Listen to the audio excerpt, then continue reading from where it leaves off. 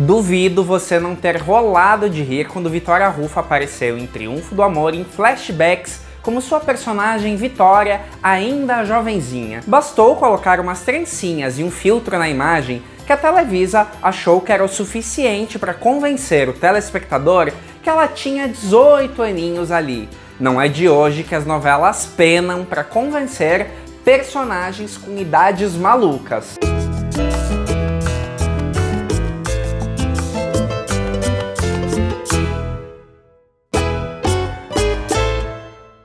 Deixe seu like, seu comentário e se inscreva no nosso canal. O programa de hoje é um prato cheio para os comentários de vocês, com inúmeros casos como os que eu vou citar, porque no fundo acontecem em quase todas as novelas e fica difícil eu citar todos num programa só. Você acha que é importante o ator ter a idade do personagem que ele interpreta? Não é de hoje que essa discussão existe. Muitos vão dizer que ator não tem idade, pode viver uma criança ou um idoso, independente da sua própria idade. Mas na televisão não é bem assim. Eu selecionei vários aspectos sobre um mesmo tema e alguns exemplos para ilustrar. Um dos casos que mais deixa os produtores numa encruzilhada é quando a novela tem uma primeira fase. Os produtores entendem que é importante que o público fidelize a imagem dos personagens. Então, evitam o máximo possível mudanças no elenco entre uma fase e outra. Só que no caso de Triunfo do Amor, por exemplo, eu considerei desnecessária a participação de Vitória Ruffo, Diego Oliveira e Daniela Romo nos flashbacks. Afinal de contas, eram poucas cenas. Inclusive, se você recorda, em O Privilégio de Amar, a primeira fase não aparecia como um flashback, e sim durava 2 capítulos, onde a empregada e a patroa eram interpretadas por Edith Marques e Diana Bracho. No fim das contas, a escolha por deixar os mesmos atores em flashback em Triunfo do Amor serviu ao menos para deixar a novela engraçada. Eu admito que tenho dúvida se foi um humor involuntário ou não. A coisa já fica diferente quando existe uma passagem de tempo na metade da novela. Você talvez lembre quando na novela Salomé, produzida por Juan Osorio em 2001, a saudosa Edith Gonzalez largou a vida como dançarina do Salão de Rubi e num salto de 20 anos ela aparece como mãe de 3 rapagões. É uma prática comum das novelas. Muita gente critica, por exemplo, a novela Maria do Bairro. A trama começa quando Maria completa 15 anos de idade. Thalia, na época, tinha 24. Ok, dá pra aceitar que ela era bem jovenzinha. O que os haters não perdoam é quando entra a segunda fase da novela. Passam-se mais de 15 anos, ou seja, agora Maria tem 30 e Thalia segue com 24 anos. E surge Nandinho, o filho desaparecido do par de protagonistas. É quando a imprensa desceu a lenha na novela por Thalia ser a mãe de um jovem de 15 anos. Eu acredito que a produção encabeçada por Angelina Esma bem que tentou envelhecer a personagem, com penteado e figurino. Inclusive o penteado seria o de uma senhora com muito mais que 30 anos. Tanto é que, conforme a história avança, eles abortam esse visual e Thalia volta a aparecer bem jovial em tela.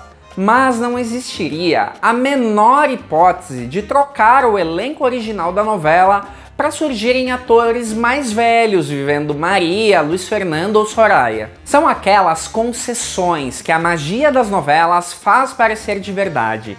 Eu também acho que esse tipo de crítica vem de quem não acompanha a novela. Ao menos pra mim, eu sim comprei que Nandinho parecia sim o filho da Maria e do Luiz Fernando. E falando em Maria do Bairro, vou citar um caso polêmico e curioso que envolve a versão original. Os Ricos Também Choram foi protagonizada por Verônica Castro e Rogério Guerra em 1979. Foi lá que começou esse precedente de uma segunda fase. Os Ricos Também Choram é uma novela original de Inês Rodena que era adaptada por Maria Zaratini, que se recusou a esticar a novela, cedendo o espaço como adaptadora para Carlos Romero, que assumiu a história utilizando outro texto de Inés Rodena chamado Quando se regala un hijo, que é justamente essa situação do filho perdido. O ator escalado foi Guillermo Capetillo, que tem apenas 6 anos a menos que a estrela Verônica Castro. Novamente a saída foi mexer em penteado e figurino para deixar a protagonista com cara de mais velha. Mas obviamente, as estrelas não curtem aparecer com essa aparência mais velha em cena, então acaba gerando esse tipo de controvérsia. Ainda mais quando em 1987, em outra novela, Rosa Selvagem, Verônica Castro e Guillermo Capetillo são agora o par romântico da novela. E assistindo Rosa, em nenhum momento você se questiona se eles parecem ou não um casal. A questão envolvendo Rosa Selvagem é outra. Então, com 35 anos de idade, Verônica Castro conquistou o coração do público fazendo Rosa, uma personagem que está entre 18 e 20 anos. Não bastasse a idade biologicamente questionável, nossa mocinha ainda subia em árvores, roubava frutas e era totalmente inocente. E os críticos brasileiros provavelmente vão adorar pegar esses detalhes e detonarem as novelas mexicanas. Mas você, como público, compra completamente a ideia que Rosa tem 18 anos, que é virgem e tonta e que será enganada por um galã rico. E convenhamos, que diretor ou produtor trocaria de protagonista na metade da novela em função de um salto de tempo? Os críticos podem até discordar, mas seria uma solução comercialmente burra. Muitas vezes é preciso abrir mão da fidelidade, da certidão de nascimento, em nome do que o público quer ver. Você não acredita? Pois eu duvido você não ter comprado a ideia que os RBDs eram realmente estudantes do ensino médio mexicano em Rebelde, produção de Pedro Damián em 2004. Um hábito que vem desde as séries juvenis americanas e passa pela Malhação na Globo, é escalar atores muito mais velhos para viver colegiais em cena. Quando Rebelde começou em outubro de 2004 no México, os protagonistas já tinham passado da escola faz tempo. Anaí, Alfonso Herrera e Christian Chaves já tinham 21 anos, Dulce Maria e Christopher Uckerman tinham 18, e mesmo Maite Perroni, o único lançamento entre os protagonistas, já tinha 22 anos de idade. Mas não existem atores de 14 ou 15 anos capazes de interpretar os protagonistas de uma novela? Até sim, mas talvez não tenham tanta experiência ou estejam ligados a sindicatos que limitam a carga horária de trabalho, enfim, uma série de fatores que fazem um Pedro Damián da vida preferir 1000 vezes confiar Mia Colucci para uma Anaí do que chamar uma atriz nova que tem a idade real da personagem. Mas nossa, não tem nenhum caso? Claro que tem. Lembra que não faz muito tempo eu comentei sobre a novela Atrévete a Sonhar, produzida pela Televisa em 2009?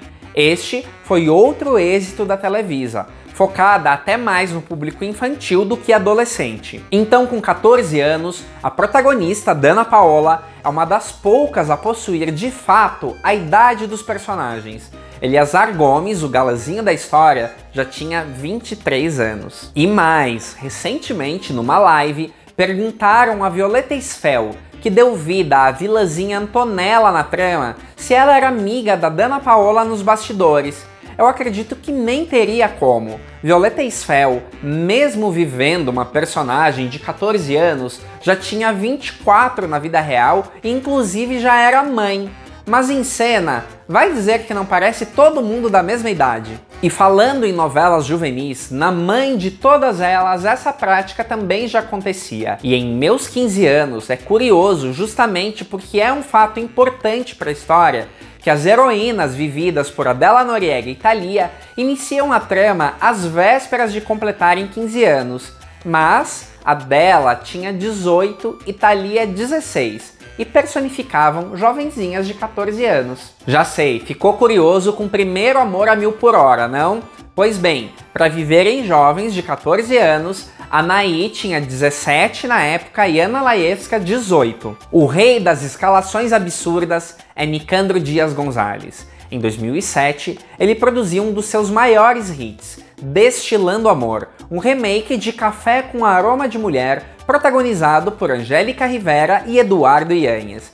Mas se tem algo que Nicandro Dias não gosta de arriscar, é na escolha dos protagonistas.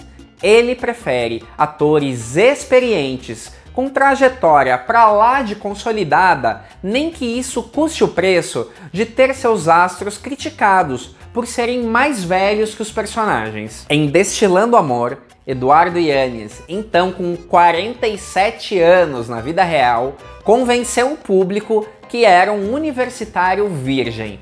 Digo, se convenceu ou não, vai de cada um, mas a novela não deixou de ser um fenômeno por isso. Em Amanhã é Para Sempre, Nicandro Dias teve que pedir muita colher de chá do público para bancar a escalação de Lucero como Bárbara Greco, a hiena. Obviamente, ele queria uma estrela para viver a grande antagonista da novela.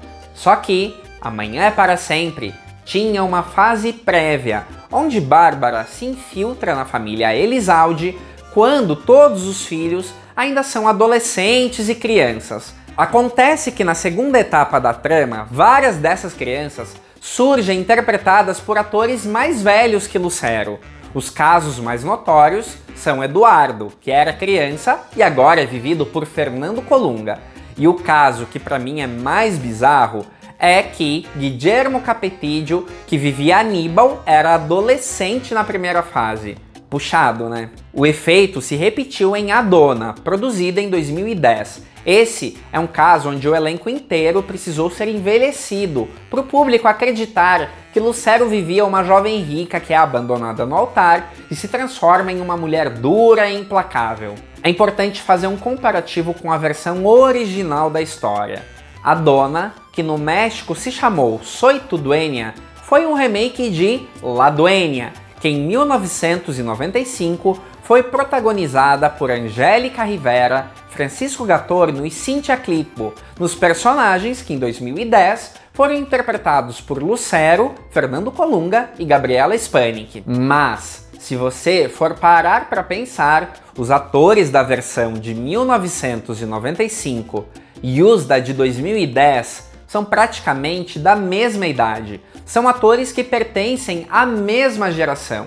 É por isso que eu digo que todo o elenco precisou ser envelhecido. Digo, quase todos. Sérgio Goyri é apenas 7 anos mais velho que o astro Fernando Colunga e vivia seu verdadeiro pai na novela. Só para finalizar, eu vou citar um outro caso curioso onde a gente precisa se esforçar um pouquinho para embarcar na ficção. Em Cuidado com o Anjo, Cecília, personagem vivida por Helena Rojo, está em busca de uma filha que teve em sua juventude. Essa moça, que acredita ser órfã, é nossa protagonista, interpretada por Maite Perroni. Mas, por incrível que pareça, Cecília foi convencida que Estefânia, interpretada por Ana Patrícia Rojo, era essa filha extraviada. Porém, tanto na vida real quanto na ficção, é muito claro que Ana Patrícia Rojo é bem mais velha que Maite Perroni. As duas atrizes têm 10 anos de diferença.